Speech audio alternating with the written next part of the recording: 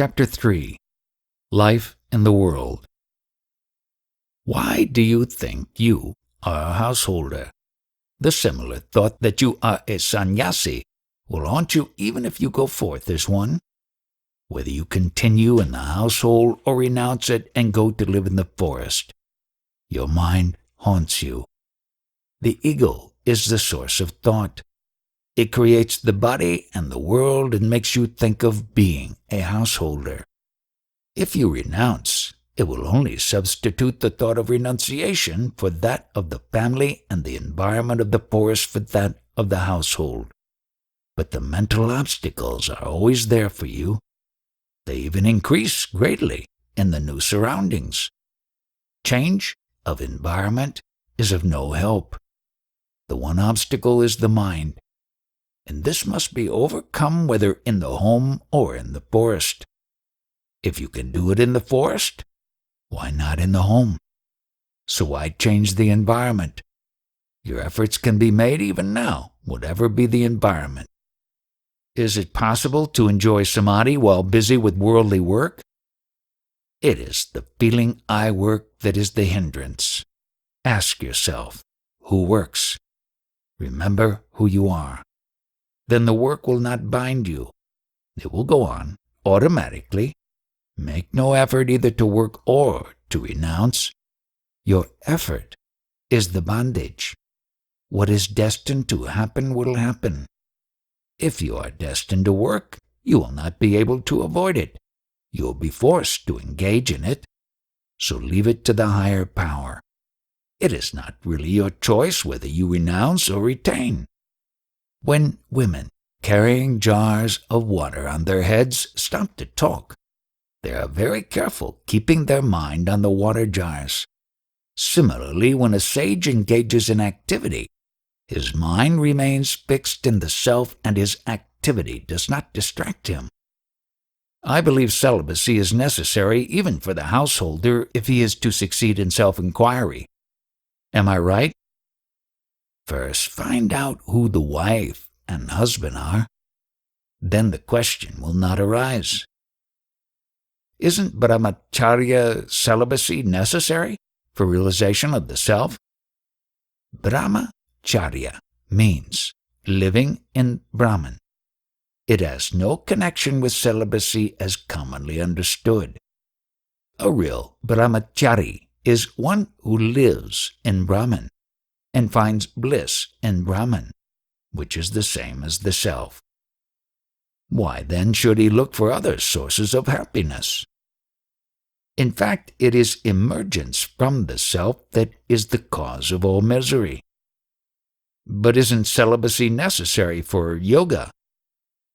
It is one aid to realization among many others. Then is it not indispensable? Can a married man realize the self? Certainly, it is a question of fitness of mind. Married or unmarried, a man can realize the self, because the self is here and now. If it were not, but were obtainable by some effort at some future time, if it were something new to be acquired, it would not be worth seeking, because what is not natural cannot be permanent. What I say is that the self is here and now, and that it alone is. Is it necessary to take sannyasa, a vow of renunciation, in order to attain self-realization? Sannyasa means renouncing one's individuality, not shaving one's head and putting on ochre robes. A man may be a householder, but if he does not think he is one, he is a sannyasin. On the other hand, he may wear ochre robes and wander about, but so long as he thinks he is a sannyasin, he is not one. To think about one's renunciation defeats the purpose of renouncing. What do you mean by taking sannyasa? Do you think it means leaving your home or wearing robes of a certain color? Wherever you go, even if you fly up into the air, will your mind not go with you? Or can you leave it behind you and go without it? Why should your occupation or duties in life interfere with your spiritual effort? For instance, there is a difference between your activities at home and in the office. In your office activities, you are detached, and so long as you do your duty, you do not care what happens or whether it results in gain or loss to the employer. Your duties at home, on the other hand, are performed with attachment, and you are all the time anxious whether they will bring advantage to you and your family. But it is possible to perform all activities of life with detachment and regard only the self as real. It is wrong to suppose that if one is fixed in the self, one's duties in life will not be properly performed. It is like an actor. He dresses and acts and even feels the part he is playing. But he knows really that he is not that character but someone else in real life. In the same way, why should the body consciousness or the feeling, "I am the body," disturb you? Once you know for certain that you are not the body, but the self, nothing that the body does should shake you from abidance in the self. Such abidance will never interfere with the proper and effective discharge of whatever duties the body has any more than an actor's being aware of his real status in life interferes with his acting a part on the stage. It has been definitely stated that so long as there is the least trace of "I am the doer" idea, there can be no realization. But is it possible for a householder who earnestly desires liberation to fulfill his duties without this idea?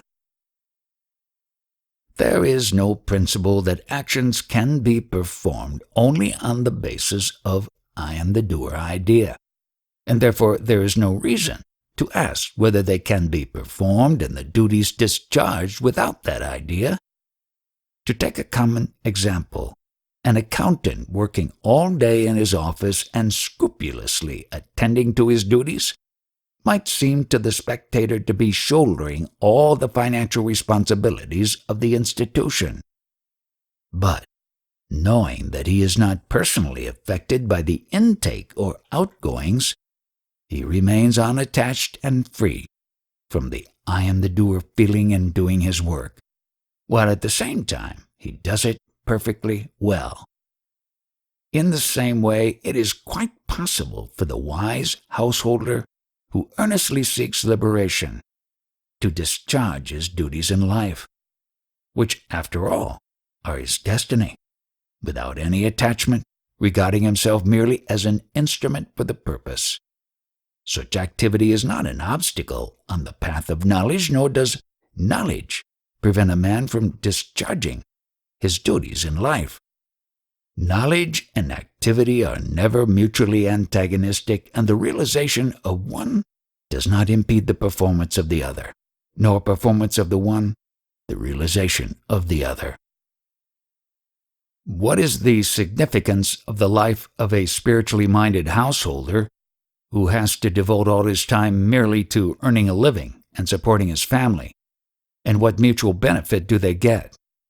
The discharge of his duties by a householder, such as this, who works for the support of his family, quite unmindful of his own physical comforts in life, should be regarded as selfless service, rendered to his family, whose needs it is his destiny to meet. It may, however, be asked what benefit such a householder derives from the family. The answer is that there is no benefit for him from the family as such, since he has made the discharge of his duties to them a means of spiritual training, and since he finally obtains perfect contentment by realizing the supreme bliss of liberation, which is the ultimate goal of every path and the supreme reward. He therefore stands in need of nothing from the members of his family or from his family life. How can a householder who is constantly engaged in the active discharge of his domestic duties, which should naturally impel him to still greater activity, obtain the supreme peace of withdrawal and freedom from the urge to such activity, even while thus busily engaged? It is only to the spectator that the enlightened householder seems to be occupied with his domestic duties. For even though apparently engaged in domestic duties, he is not really engaged in any activity at all. His outer activity does not prevent him from realizing the perfect peace of withdrawal, and he is free from the restless urge to activity even in the midst of his activities. Should I retire from business and take to reading books on Vedanta? If objects have an independent existence, that is, if they exist somewhere apart from you, then it may be possible for you to retire from them. But they do not. They owe their existence to you, to your thought. So where can you retire from them? As for reading books on Vedanta, you can go on reading any number, but they can only tell you to realize the self within you. The self cannot be found in books. You have to find it for yourself, in yourself. Is a vow of silence useful? The inner silence is self-surrender, and that means living without the sense of ego. Is solitude necessary for a sannyasin? Solitude is in the mind of a man. One man may be in the thick of the world and yet maintain perfect serenity of mind. Such a person is always in solitude. Another may live in the forest but still be unable to control his mind. He cannot be said to be in solitude. Solitude is an attitude of the mind. A man attached to the things of life cannot get solitude, wherever he may be, whereas a detached man is always in solitude. The silence of solitude is forced. Restrained speech in society is equivalent to silence.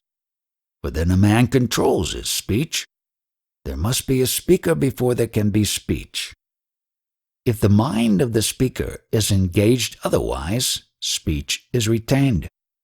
When the mind is turned inwards, it is effective in a different way and is not anxious to speak. The purpose of a vow of silence is to limit the mental activities provoked by speech. But if the mind is controlled, this is unnecessary, and silence becomes natural.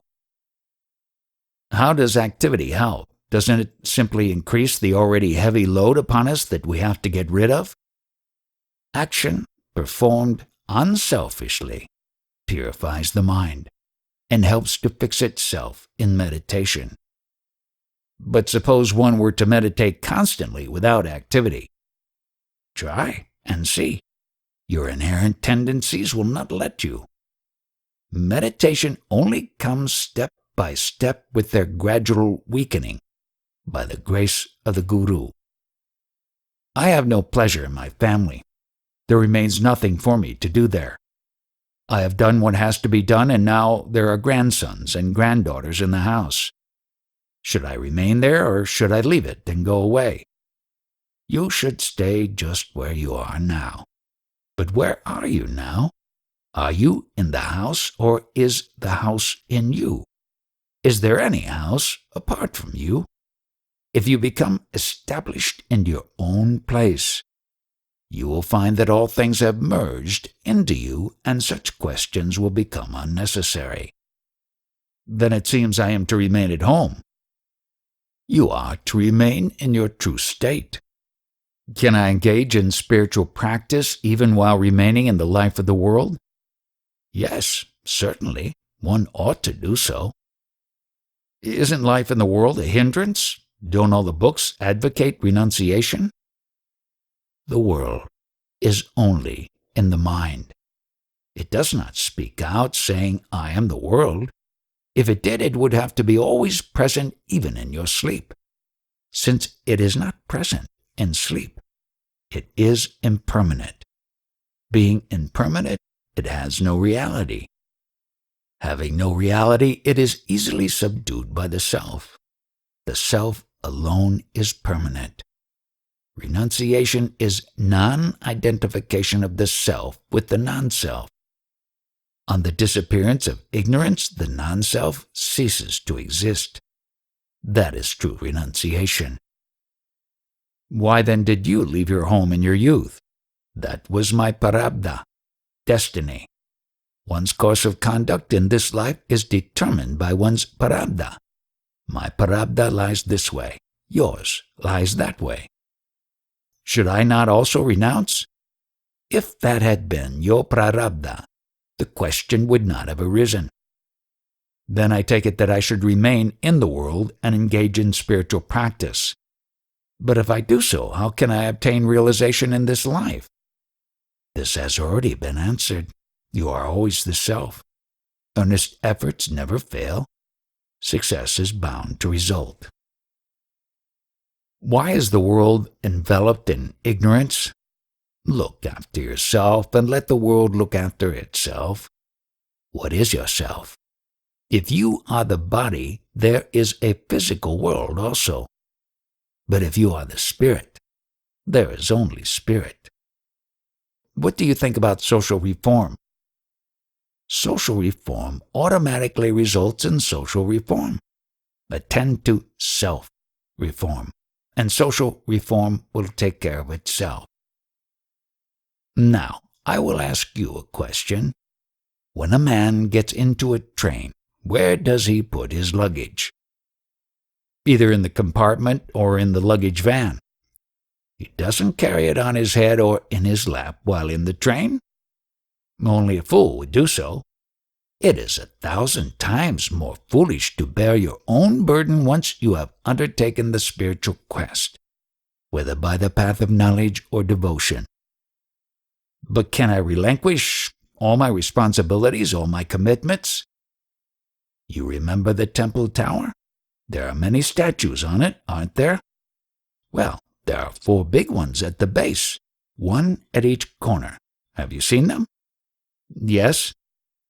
Well, I tell you that the huge tower is supported by these 4 statues. How is that possible? What does Bhagavan mean? I mean to say that is no more foolish than saying that you bear all the cares, burdens, and responsibilities of life. The Lord of the universe bears the whole burden. You only imagine that you do. You can hand over all your burdens to Him. Whatever you have to do, you will be made an instrument for doing it at the right time. Do not imagine that you cannot do it unless you have the desire to do it. It is not desire that gives you the necessary strength. The strength is the Lord's. Will Bhagavan give his opinion on the future of the world, as we are living in critical times? Why should you worry about the future? You don't even know the present properly. Take care of the present, and the future will take care of itself. Will the world soon enter a new era of friendliness and mutual help, or will it go down in chaos and war? There is one who governs the world, and it is his task to look after it. He who has given life to the world knows how to look after it also. He bears the burden of this world, not you. Yet if one looks round with unprejudiced eyes, it's hard to see where this benevolent care comes in. Be as you are, so is the world. Without understanding yourself, what is the use of trying to understand the world? This is the question that seekers after truth need not worry about. People waste their energy over all such questions. First, find out the truth behind yourself. Then you will be in a better position to understand the truth behind the world of which you are a part. Should I try to help the suffering world? The power that created you created the world as well. If God created the world, it is His business to look after it, not yours. But we see pain in the world. A man is hungry. It is a physical reality. It is very real to him. Are we to call it a dream and remain unmoved by his suffering? From the point of view of jnana, or reality, the suffering you speak of is certainly a dream, as is the world of which suffering is an infinitesimal part. In a dream you have when you are asleep, you yourself feel hunger, and see others also suffering from hunger. You feed yourself, and moved by pity, feed the others who are hungry. So long as the dream lasted, all this suffering was quite real, as the suffering you see in the world is to you now. It was only when you woke up that you discovered it to be unreal. You might have eaten heartily before going to sleep, but you still dreamt that you had been working hard in the hot sun all day and were tired and hungry. Then you woke up and found that your stomach was full and that you had not stirred from your bed. But all this is not to say that while you are in the dream, you can act as if the suffering you feel in it is not real. The hunger in the dream has to be appeased by dream food. The fellow beings you find hungry in the dream have to be provided with dream food. You can never mix the two states, the dream and the waking state. Similarly, till you attain the state of realization and thus wake out of this illusory phenomenal world, you must do social service by relieving suffering whenever you see it. But even so, you must do it without ahankara, that is, without the sense of, it is I who am doing it. Instead, you should feel, I am the Lord's instrument. Similarly, you must not be conceited and think, I am helping a man who is below me. He needs help and I am in a position to give it. I am superior and he is inferior. You must help him as a means of worshiping God in him. All such service is serving the self, not anybody else. You are not helping anybody else, but only yourself. Is it not our duty to be patriots? It is your duty to be, and not to be this or that. I am that I am sums up the whole of the truth. The method is summarized in be still. Is the desire for Swaraj, independence, right? Such desire no doubt begins with self-interest, yet practical work for the goal gradually widens the outlook so that the individual becomes merged in the country. Such merging of the individuality is desirable, and the karma in question is nikskama, unselfish. If self-government for India is granted after a long struggle and terrible sacrifice, is one not justified in being pleased with the result and elated by it? In the course of one's work, one must have surrendered oneself to the higher power whose might must be kept in mind and never lost sight of. How can then one be elated? One should not even care for the result of one's action. Then alone, the karma becomes unselfish. Gandhi has surrendered himself to the divine and works accordingly with no self-interest. He does not concern himself with the results but accepts them as they turn up. That must be the attitude of national workers. Will the work be crowned with success? This question arises because the questioner has not surrendered himself. Should we then not think of and work for the welfare of the country? First, take care of yourself, and the rest will naturally follow. I'm not speaking individually, but for the country. First, surrender, and then see. Doubts arise because of the absence of surrender. Acquire strength by surrender, and then your surrounding will be found to have improved to the degree of strength acquired by you. Why doesn't Sri Bhagavan go about preaching the truth to the people at large? How do you know that I don't? Does preaching consist in mounting a platform and haranguing the people around? Preaching is simply communication of knowledge and can be done in silence too. What do you think of a man listening to a harangue for an hour and going away without being impressed by it so as to change his life?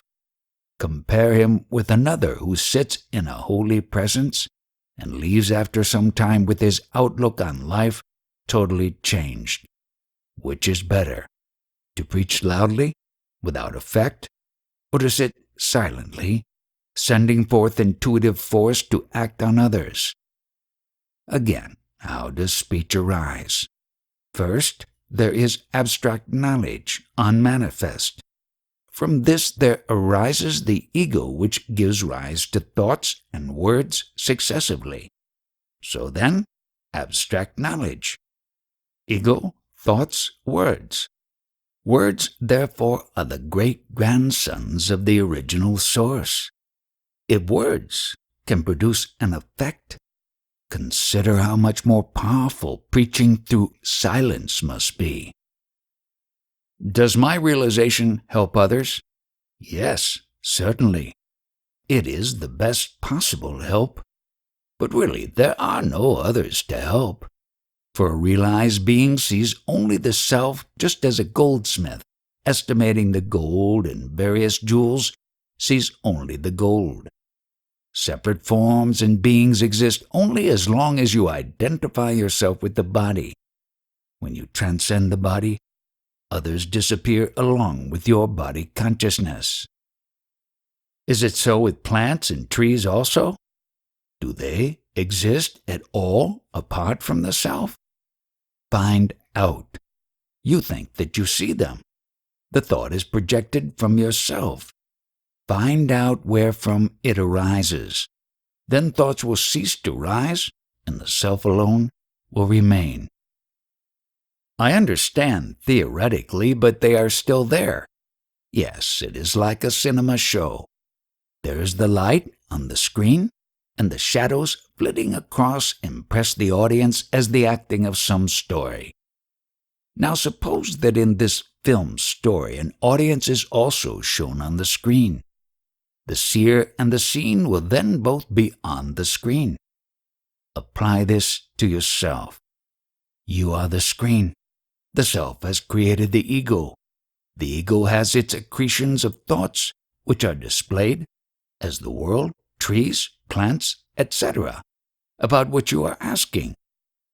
In reality, all these are nothing but the self. If you see the self, it will be found to be all, everywhere and always. Nothing but the self exists. They say that there are many saints in Tibet who remain in solitude and are still very helpful to the world. How can that be? It can be so. Realization of the self is the greatest help that can be rendered to humanity. Therefore, saints are said to be helpful even though they remain in the forest. But it should not be forgotten that solitude is not to be found in forests only. It can be had even in town, in the thick of worldly occupation. Isn't it necessary that saints should mix with people and be helpful to them? The self alone is reality. The world and the rest of it are not.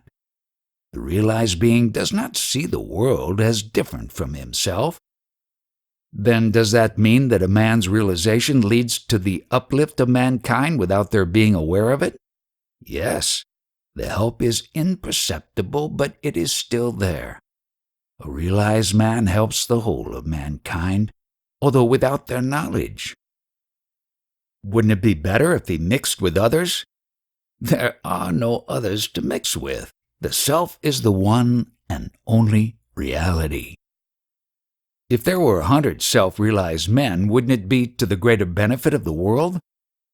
When you say self, you refer to the unlimited, but when you add men to it, you limit the meaning. There is only one infinite self. Yes, I see.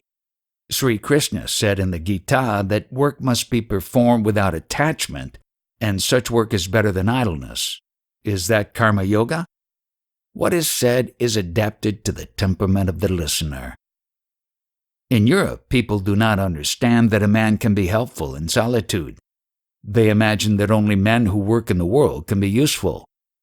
When will this confusion cease? Will the European mind continue waiting in the morass, or will it realize the truth? Never mind about Europe or America. Where are they but in the mind? Realize yourself, and then all is realized. If you see a number of men in a dream and then wake up and recall your dream, do you find out whether the persons of your dream creation are also awake? A self-realized being cannot help benefiting the world. His very existence is the highest good. Chapter 4. The Guru. Bhagavan has said that without the grace of the Guru, one cannot attain the self. What precisely does he mean by this? What is this Guru? From the standpoint of the path of knowledge, it is the supreme state of the self. It is different from the ego which you call yourself. Then, if it is the supreme state of my own self, in what sense does Bhagavan mean that I cannot reach it without the grace of the Guru? The ego is the individuality. It is not the same as the Lord of all. When it approaches the Lord with sincere devotion, it graciously assumes name and form and takes it to himself. Therefore they say that the Guru is none other than the Lord. He is the human embodiment of divine grace. But there are some who seem to have had no human guru at all. True, in the case of certain great souls, God reveals himself as the light of the light from within. Some people report Maharshi to deny the need of a guru. Others say the reverse. What does Maharshi say? I have never said that there is no need for a guru. Sri Aurobindo often refers to you as having had no guru. That depends on what you call guru. He need not necessarily be in human form. Dattatreya had 24 gurus, the elements, and so on. That means that any form in the world was his guru. Guru is absolutely necessary. The Upanishads say that none but a guru can take a man out of the jungle of mental and sense perceptions. So there must be a guru. I mean a human guru. The Maharshi didn't have one. I might have had at some time or other, and didn't I sing hymns to Arunachala? What is a guru? Guru is God, or the self. First a man prays to God to fulfill his desires. Then a time comes when he does not pray for the fulfillment of a desire, but for God himself. So God appears to him in some form or other, human or non-human, to guide him as a guru in answer to his prayer. Can one derive any benefit from repeating incantations picked up casually without being initiated into them? No, one must be initiated into them and authorized to use them. A king once visited his minister at the latter's house. There he was told that the minister was busy with his incantations. The king accordingly waited for him, and when he was free to meet him, asked him what incantation it was. The minister told him that it was the Gayatri. The king then asked the minister to initiate him into the use of it, but the latter declared that he was unable to. Thereupon the king learnt it from someone else, and the next time he met the minister he repeated it to him and asked him whether it was right. The minister replied that the incantation was right, but that it was not right for him to say it. The king asked why. The minister called an attendant who was standing nearby and told him to arrest the king. The order was not obeyed. The minister repeated it, and still it was not obeyed. The king then flew into a temper and ordered the attendant to arrest the minister, which he immediately did. The minister laughed and said that was the explanation the king had asked for. "How?" the king asked. "Because the order was the same and the executive was the same, but the authority was different. When I pronounced the order, there was no effect, but when you did, the effect was immediate. It is the same with incantation." What are the distinctive characteristics of a guru by which one can recognize him? The guru is one who at all times abides in the profound depths of the self. He never sees any difference between himself and others, and is quite free from the idea that he is the enlightened or the liberated one, while those around him are in bondage or the darkness of ignorance. His self-possession can never be shaken under any circumstances, and he is never perturbed. What is the essential nature of upadesa, or spiritual instruction given by the guru? The word upadesa literally means restoring an object to its proper place. The mind of the disciple having become differentiated from its true and primal state of pure being, which is the self, and which is described in the scriptures as Satchitananda, being consciousness bliss, slips away therefrom, and assuming the form of thought, constantly pursues objects of sense gratification. Therefore, it is assailed by the vicissitudes of life and becomes weak and dispirited. Upadesa consists in the guru restoring it to its primal state and preventing it from slipping away from the state of pure being, of absolute identity with the self, or in other words, the being of the guru. The word can also be understood as meaning to present an apparently distant object to close view. That is to say, it consists in the guru showing the disciple what he had considered as distant and different from himself to be immediate and identical with himself.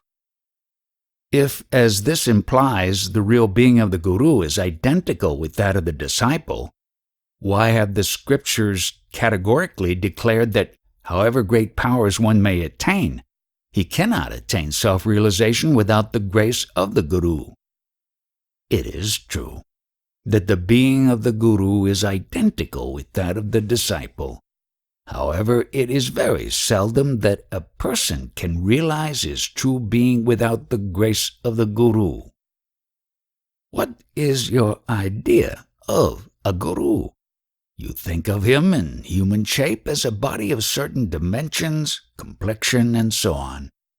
A disciple, after realization, once said to his guru, "I now realize that you dwelt in my innermost heart as the one reality, in all my countless births, and have now come before me in human shape and lifted this veil of ignorance.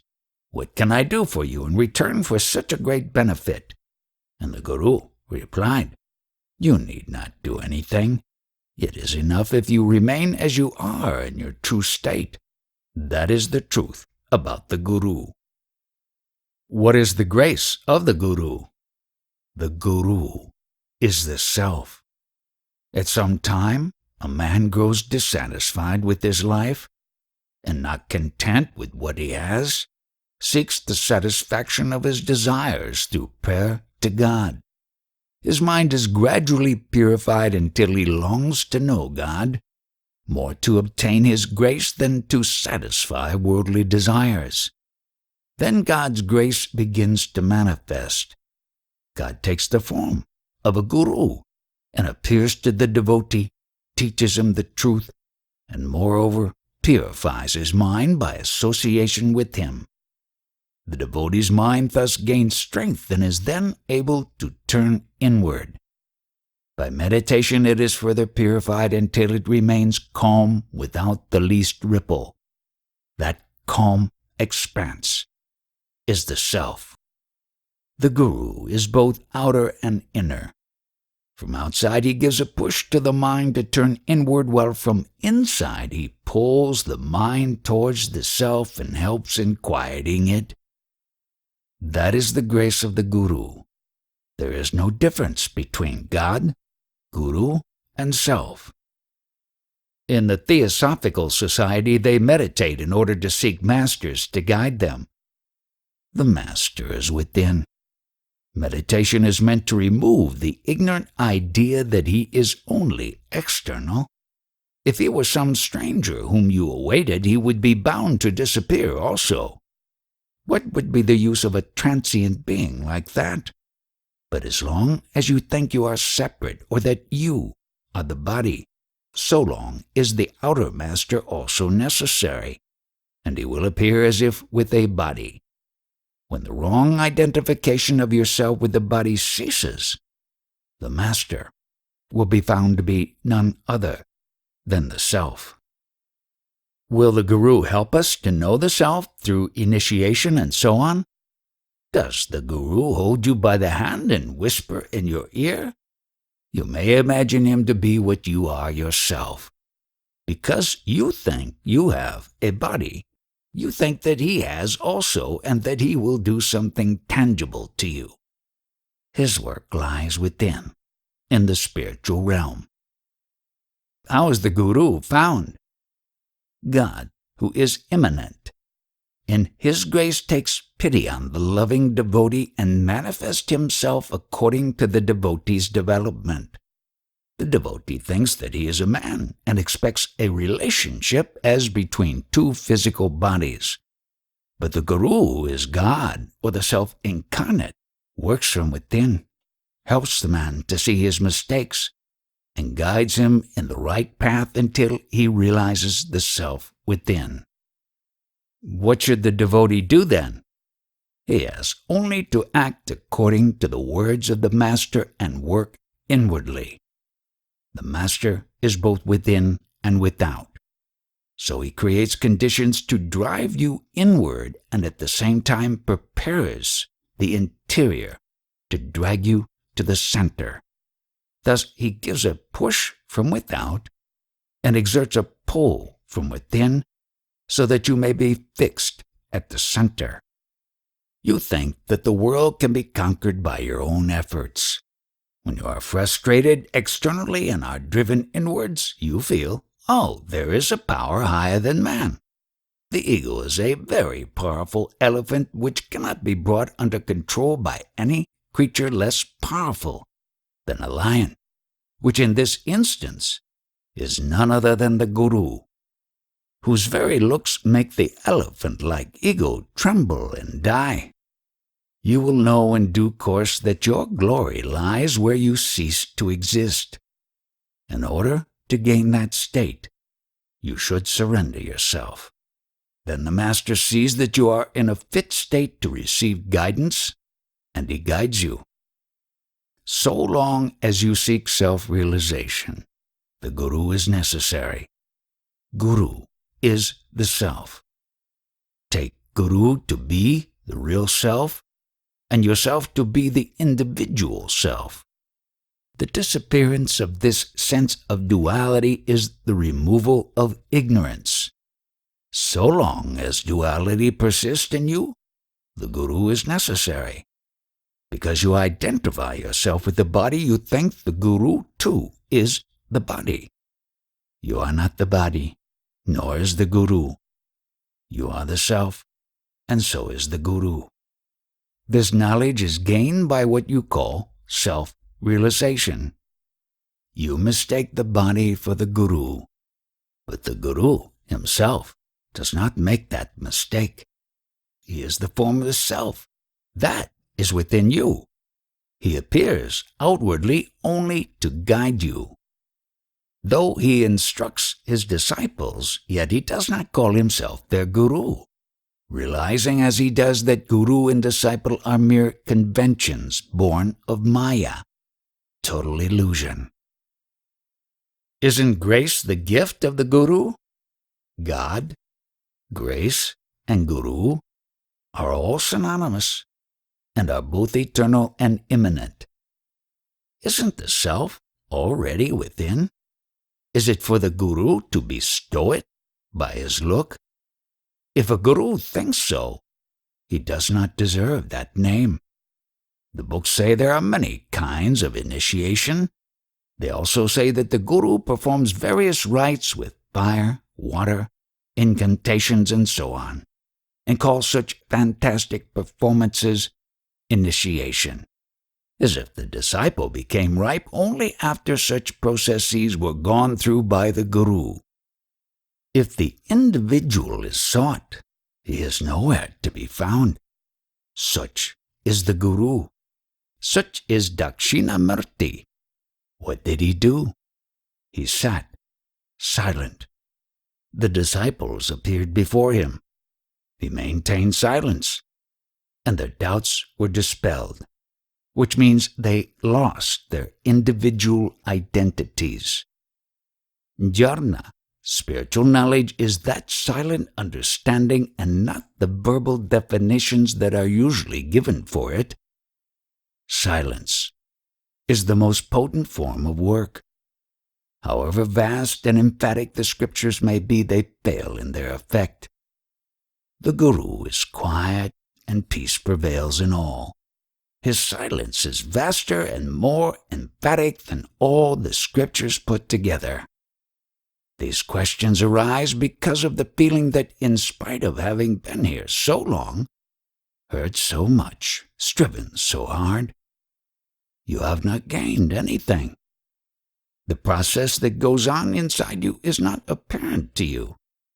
In fact, the guru is always within you. It is said that one look of a Mahatma is enough, that idols, pilgrimages, and so on are not so effective. But I have been here for 3 months, and still do not know how I have been benefited by the look of the Maharshi. The look has a purifying effect. Purification cannot be visualized. Just as a piece of coal takes a long time to ignite and a piece of charcoal a shorter time, while a heap of gunpowder is ignited instantaneously, so it is with different types of men coming in contact with the Mahatma. After leaving this ashramam in October, I was aware of Bhagavan's peace enfolding me for about 10 days. All the time while busy with work, there was an undercurrent of that peace of unity. It was almost like the dual consciousness while half asleep in a dull lecture. Then it faded entirely and the old stupidities came instead. Work leaves no time for separate meditation. Is the constant reminder I am and trying to feel this while actually at work enough? It will become constant when the mind is strengthened. Repeated practice strengthens the mind, and such a mind is capable of holding on to the current. Then, whether you are engaged in work or not, the current remains unaffected and uninterrupted. But I feel like there is no progress. How do you know there is no progress? It is the guru, not the disciple, who sees the progress made. It is for the disciple to carry on perseveringly with his work, even though the structure being raised may be out of sight of the mind. Bhagavan says he has no disciples. Yes. He also says that a guru is necessary if one wishes to attain liberation. Yes. What then must I do? Has my sitting here all these years been just a waste of time? Must I go and look for some guru in order to receive initiation, seeing that Bhagavan says he is not a guru? What do you think brought you here such a long distance and made you remain here so long? Why do you doubt? If there had been any need to seek a guru elsewhere, you would have gone away long ago. The guru, or jnani, enlightened one, sees no difference between himself and others. For him, all are jnanis, all are one with himself. So how can a jnani say that such and such is his disciple? But the unliberated one sees all as multiple. He sees all as different from himself. So to him, the guru-disciple relationship is a reality. For him, there are three ways of initiation: by touch, look, and silence. Then Bhagavan does have disciples. As I said, from Bhagavan's point of view, there are no disciples, but from that of the disciple, the grace of the guru is like an ocean. If he comes with a cup, he will get only a cupful. It is no use complaining of the niggardliness of the ocean. The bigger the vessel, the more he will be able to carry. It is entirely up to him. Can Sri Bhagavan help us to realize the truth? Help is always there. Then there is no need to ask questions. I do not feel the ever-present help. Surrender, and you will find it. I am always at your feet. Will Bhagavan give me some upadesa to follow? Otherwise, how can I get the help living 600 miles away? The Sadguru is within. The Sadguru is necessary to guide me to understand that fact.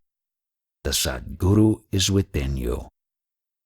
I want a visible guru. That visible guru says that he is within. Will the Sadguru place his hand on my head to assure me of his help? Then I shall have the consolation of knowing that his promise will be fulfilled. Next, you will be asking me for a bond and filing a suit if you imagine that the help is not forthcoming. How can one know whether a particular person is competent to be a guru? By the peace of mind you feel in his presence, and by the respect you feel for him. And if it turns out that he is not competent, what will be the fate of the disciple who has implicit faith in him? The fate of each one will be according to his merit. The highest form of grace is silence. It is also the highest spiritual instruction. All other modes of instruction are derived from silence, and are therefore secondary. Silence is the primary form. If the guru is silent, the seeker's mind gets purified by itself. Banerjee asked Bhagavan what is the difference between Jeevan Mukti, realization while in the body, and Veda Mukti, realization after death. There is no difference. For those who ask, it is said, a jnani with a body is a Jeevan Mukta, and he attains Videha Mukti when he sheds the body. But this difference exists only for the onlooker, not for the jnani. His state is the same before and after the body is dropped. We think of the jnani as a human form or as being in that form, but he knows that he is the self, the one reality which is both inside and out, and which is not bounded by any form or shape. There is a verse in the Bhagavata. Just as a man who is drunk is not conscious whether his upper cloth is on his body or has slipped away from it, the jnani is hardly conscious of his body, and it makes no difference to him whether the body remains or has dropped off. Bhagavan says the influence of the jnani steals into the devotee in silence. Bhagavan also says contact with great men, exalted souls, is one efficacious means of realizing one's true being. Yes, what is the contradiction? Jnani, great men, exalted souls, does he differentiate between them? No. Contact with them is good. They will work through silence. By speaking, their power is reduced. Speech is always less powerful than silence, so silent contact is the best. Does the contact continue even after the dissolution of the physical body of the jnani, or only so long as he is in flesh and blood? The guru is not in the physical form, so contact will remain even after his physical form vanishes. He who has earned the grace of the guru will undoubtedly be saved and never forsaken. just as the prey that has fallen onto the tiger's jaw will never be allowed to escape. You attach too much importance to the body. They say that I am dying, but I am not going away. Where could I go? I am here.